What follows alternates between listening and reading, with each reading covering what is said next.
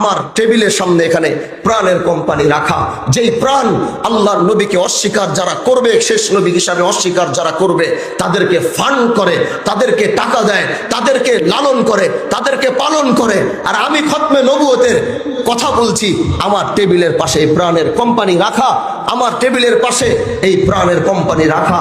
বাংলার 95% মুসলমানের দেশে খতমে নবুয়তকে বিশ্বাস করবে না।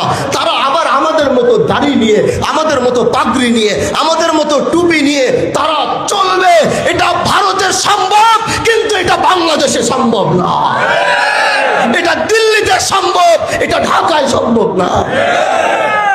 আমার দেশ, আল্লাহু আকবার, যেই নবী আমার ইমানের অংশ, আল্লাহ আমার নবীকে আমার ইমানের অংশ বানিয়েছে।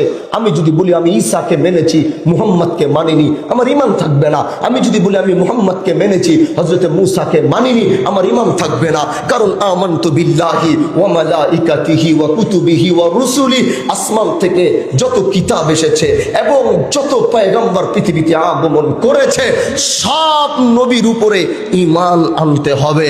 আর যদি একজন নবীকে কেউ অস্বীকার করবে, তাহলে তার কি থাকবে না?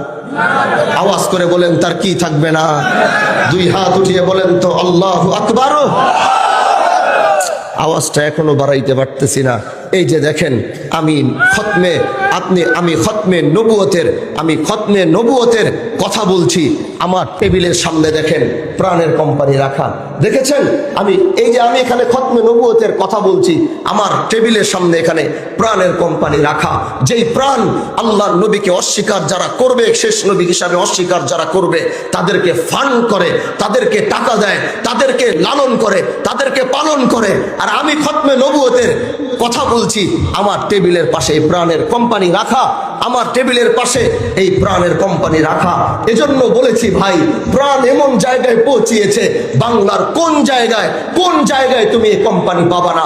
তুমি তাদেরকে টাকা দিচ্ছ, আর তারা কি করছে? আল্লাহর নবী, শেষ নবী অস্বীকারীদের পিছনে ইনভেস্ট করে আমার ভিতরে ফিতনা ছড়াচ্ছে, বাংলাদেশে ফিতনা ছড়াচ্ছে। এজন্য আমরা বলেছি, ইসরায়েলের পণ্য যেমন বয়কট করতে হবে, বাংলাদেশ থেকে প্রাণের পণ্য যেমন বয়কট করতে হবে। যারা আমার নবীকে শেষ নবী মানে না, তারা আমার কাছে পানি বিক্রি করবে।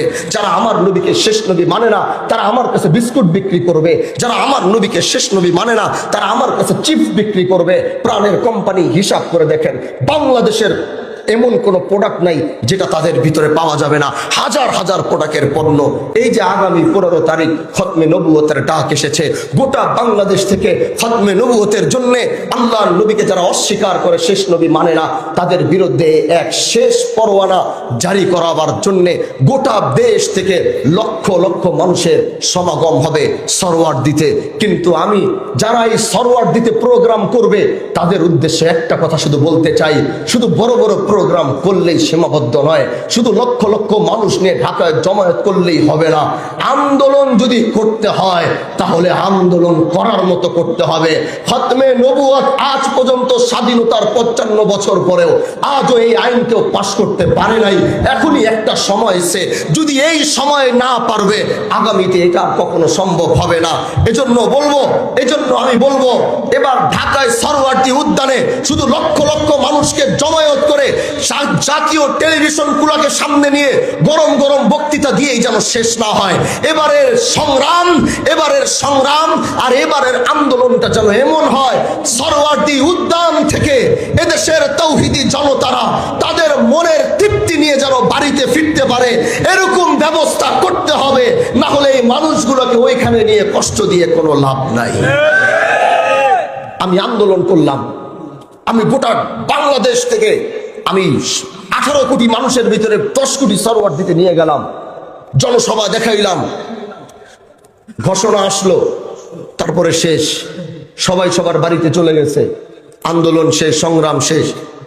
আমার দাবি যদি আদায় না হয়, তাহলে যে মানুষগুলোকে দিন রাত কষ্ট করে, কেউ আসছে বরিশাল থেকে, কেউ আসছে পটুয়াখালী থেকে, কেউ আসছে এখান থেকে, কেউ আসছে সেখান থেকে, এই যে কষ্টটা সে করলো, সে তো একটা তামান্না নিয়ে কষ্ট করেছে, তার তো মনে একটা আশা, সেও চায় নবীর বিদ্বেষ, খতমে নবুয়ত অস্বীকারীরা মুসলমানের পরিচয় থাকতে পারবে না। সে একটা আন্দোলন, একটা চিন্তা চেতনা নিয়ে কিন্তু সে ঢাকায় এসেছিল। এজন্য এবার যেন এরকম